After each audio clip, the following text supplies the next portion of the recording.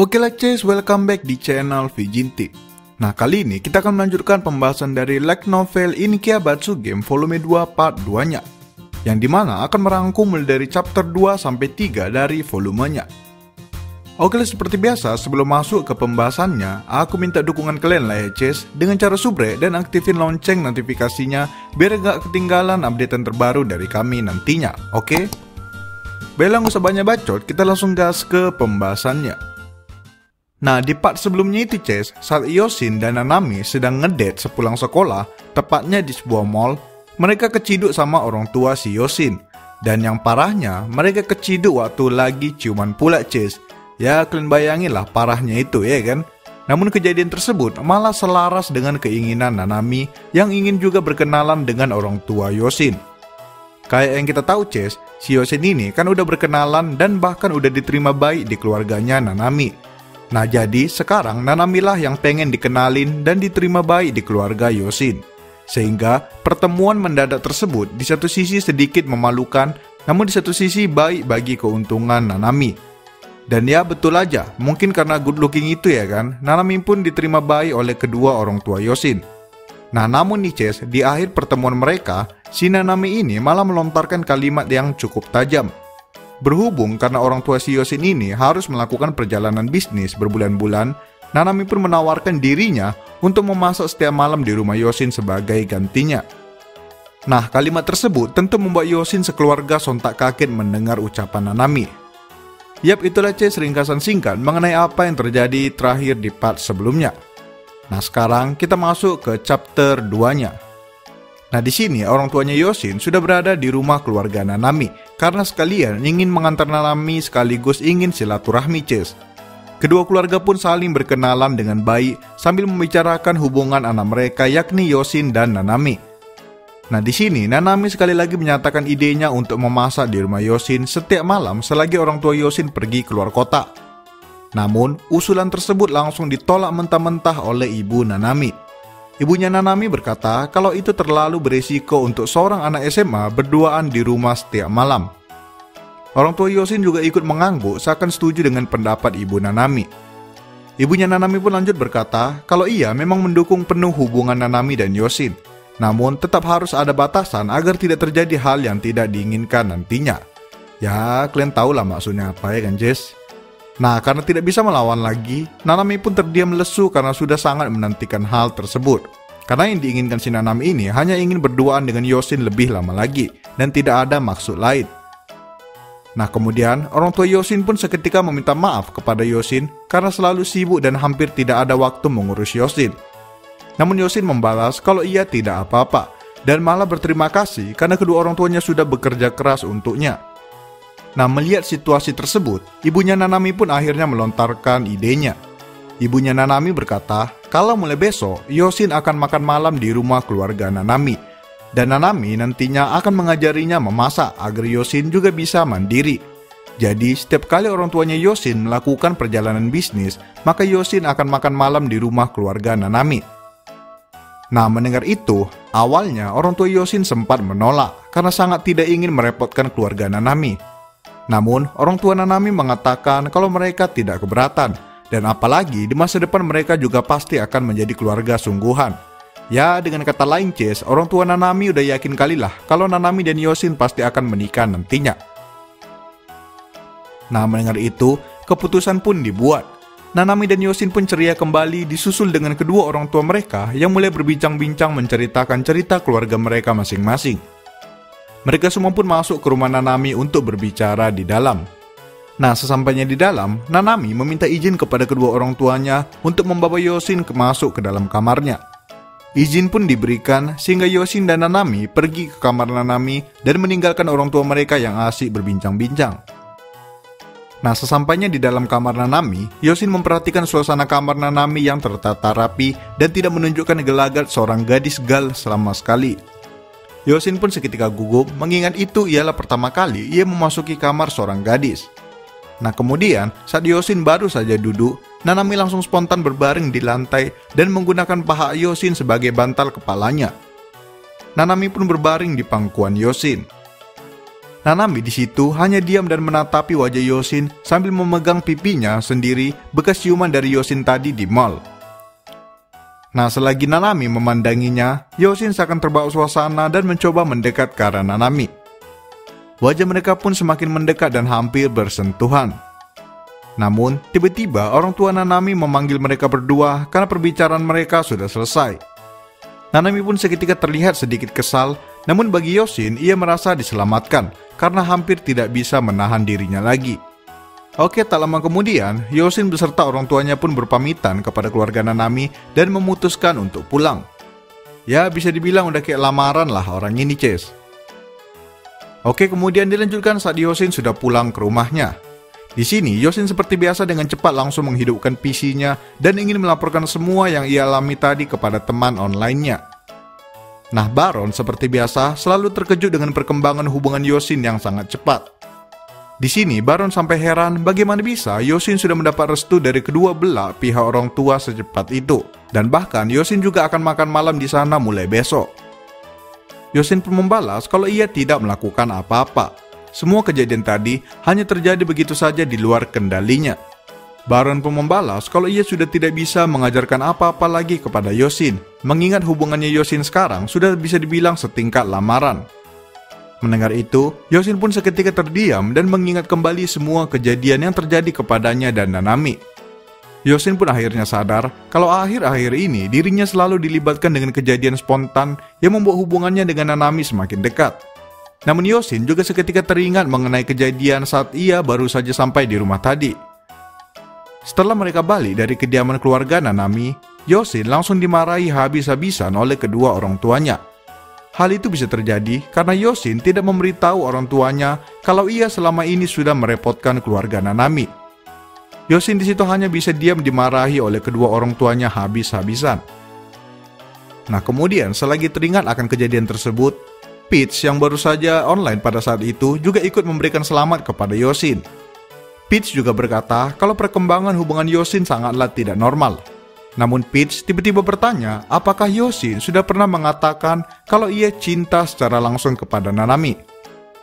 Peach bertanya demikian karena sangatlah tidak wajar dengan hubungan setingkat itu jika Yoshin sama sekali belum pernah berkata secara langsung kalau ia mencintai Nanami.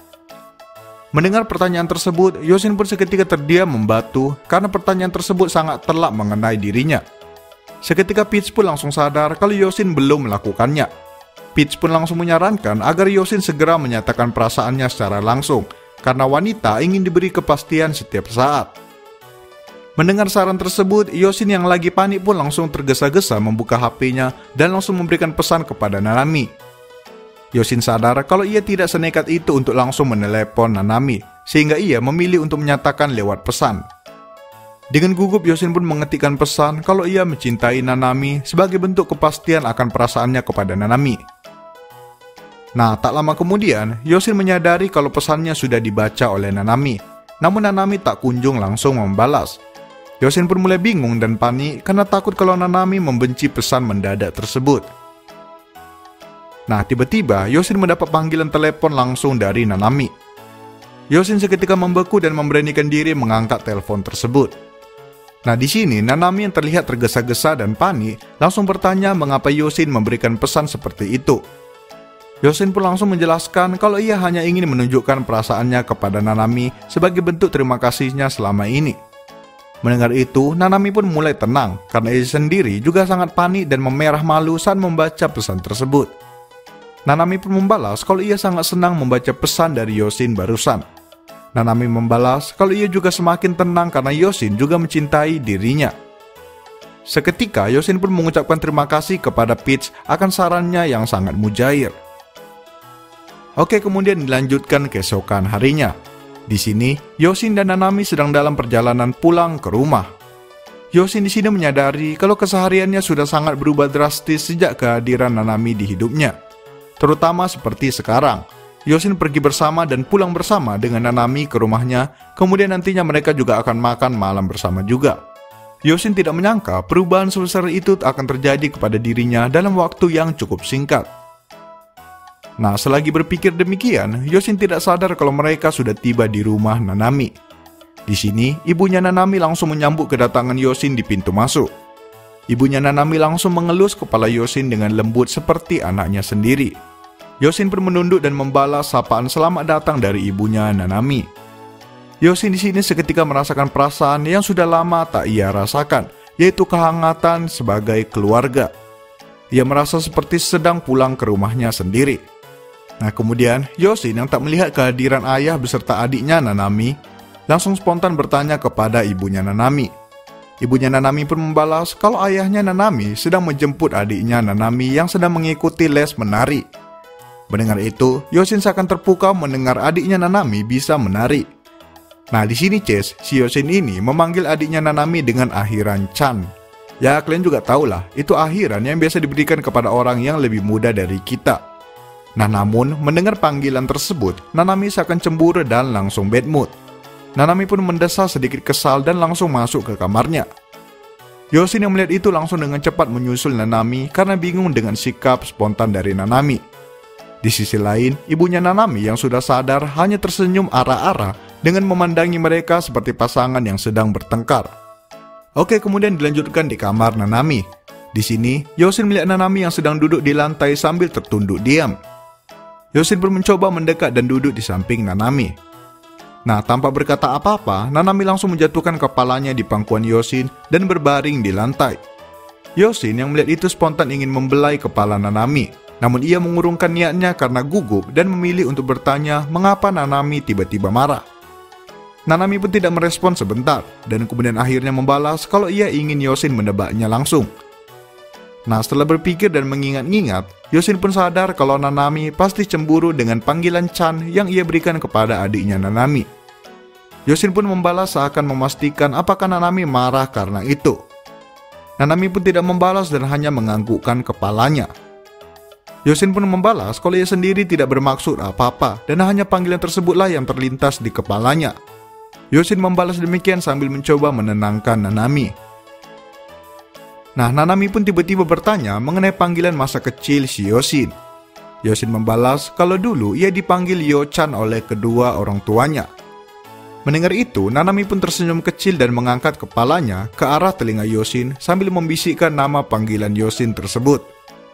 Seketika, Yoshin pun memerah malu mendengar bisikan nama panggilannya dari Nanami. Melihat ekspresi Yoshin, Nanami pun langsung ceria kembali sambil cengengesan. Nah, tiba-tiba ibunya Nanami memanggil mereka untuk segera keluar dan menyiapkan makan malam.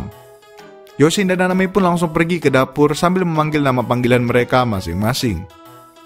Oke, kemudian saat sampai di dapur, Yoshin dan Nanami langsung mengenakan celemek dan menyiapkan semua alat yang mereka butuhkan. Nanami langsung mengeluarkan semua bahan-bahan yang sudah mereka beli waktu itu. Yoshin hanya berdiam diri menunggu perintah dari Nanami. Di sisi lain, ibunya Nanami sedang merekam mereka dari kejauhan sambil tersenyum bangga. Yoshin yang menyadari itu langsung spontan bertanya. Ibunya Nanami pun menjawab kalau ini sebagai bukti untuk diberikan kepada orang tua Yoshin dan juga sebagai video pra-wedding Yoshin dan Nanami nantinya. Mendengar itu, Yoshin pun hanya bisa tersenyum kecil melihat tingkah ibunya Nanami yang sedikit kekanak-kanakan. Nah kemudian setelah semua bahan telah siap, Nanami pun mulai menyuruh Yoshin melakukan tugas kecil seperti mengupas sayuran dan memasak air. Yoshin dengan fokus mengikuti semua ajaran Nanami karena ia sendiri juga tidak ingin selalu merepotkan Nanami setiap harinya. Nah kemudian selagi tengah asik memasak, tiba-tiba adiknya Nanami datang dan bergabung dengan mereka. Adiknya Nanami dengan ceria menyapa Yoshin dengan panggilan kakak ipar. Namun Yoshin menyapa adiknya Nanami dengan panggilan formal karena tidak ingin Nanami cemburu lagi. Menyadari itu, adiknya Nanami tertawa terbahak-bahak karena dipanggil secara formal dan juga karena sifat kekanak-kanakan dari kakaknya yang cemburuan. Di sisi lain, Nanami di sini hanya terdiam sedikit malu karena merasa dipermalukan oleh adiknya sendiri. Nah kemudian, gangguan dari adiknya Nanami tak kunjung usai. Adiknya Nanami terus berupaya menggoda Nanami dan Yoshin. Nah tiba-tiba hal yang tak terduga terjadi. Karena terkejut oleh kalimat godaan dari adiknya Nanami, spontan Nanami pun bergerak cepat dan menyenggol tangan Yoshin yang saat itu sedang memegang pisau sedang mengupas sayuran. Alhasil tangan Yoshin pun terkena pisau dan mengeluarkan percikan darah. Melihat itu, Nanami spontan panik dan langsung memasukkan jari Yoshin yang terluka tersebut ke dalam mulutnya. Yoshin yang menyadari itu terdiam membeku melihat aksi Nanami sekaligus merasakan sensasi hangat di mulut Nanami. Di sisi lain, adiknya Nanami seketika terdiam panik dan merasa bersalah. Ibunya Nanami pun langsung mengeluarkan kotak P3K dan menyuruh Nanami untuk segera mengobati jari Yoshin. Mereka pun seketika menghentikan masakan mereka dan Nanami langsung mengemplester lengan Yoshin. Di sini, adiknya Nanami berulang kali meminta maaf kepada Yoshin, namun Yoshin seakan tidak terlalu memperdulikan hal itu. Setelah diobati, Nanami dan Yoshin pun kembali ke dapur dan melanjutkan masakan mereka. Nah, setelah selesai masak dan makan malam, Yoshin mengikuti Nanami kembali ke kamarnya. Di sini, Nanami kembali berbaring di lantai dengan menggunakan paha Yoshin sebagai bantalnya. Yoshin pun mencoba mengelus kepala Nanami dengan tangannya yang tadi terluka. Nanami pun di sini memperhatikan jari Yoshin yang terluka dan menaruhnya ke pipinya sambil menciumnya. Nah, kemudian Nanami tiba-tiba membahas soal kencan mereka selanjutnya. Di sini Yoshin sama sekali tidak terpikirkan mengenai rencana kencan mereka selanjutnya. Nanami pun mengusulkan agar kencan mereka selanjutnya yaitu pergi ke sebuah akuarium besar. Nanami berkata kalau ia mendapatkan tiket untuk 2 orang dari ibunya. Mendengar itu, Yoshin pun mengiyakan dan membiarkan Nanami mengurus kencan mereka kali ini. Nanami pun tersenyum senang sambil melendot ke badan Yoshin seperti anak kucing kepada tuannya. Nanami pun berkata dengan pelan kalau ia menantikan kencan mereka berikutnya. Yoshin seketika melihat ke arah Nanami dan menyadari kalau ia semakin mencintai Nanami. Oke lah Ces, sekian pembahasan part 2-nya. Ya, bisa dibilang mereka ini udah lamaran lah Ces. Bayanginlah, gak sampai setahun pacaran udah lamaran. Gak kena ada yang kayak gitu di dunia nyata ya Ces. Jadi gak usah ngarap dan gak usah coba-coba, oke? Bila sekian video kali ini, jangan lupa like, comment, subscribe, and goodbye Ces.